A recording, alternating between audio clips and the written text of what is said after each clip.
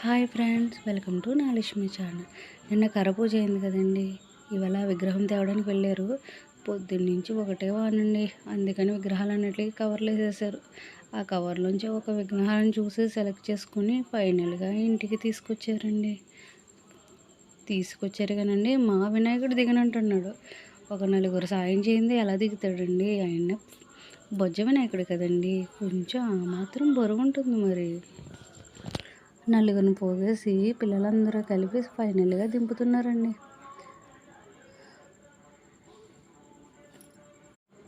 ఆ దింపేటప్పుడు చూడాలండి, మా పిల్లలు చేశారు రచ్చ. చుట్టుపక్కల జనాన్ని అంతా లేపేశారండి. ఫైనల్గా దింపారు. మా వినాయకుడిని చూపిస్తాను చూడండి. కవర్ తీస్తున్నారు ఇప్పుడు.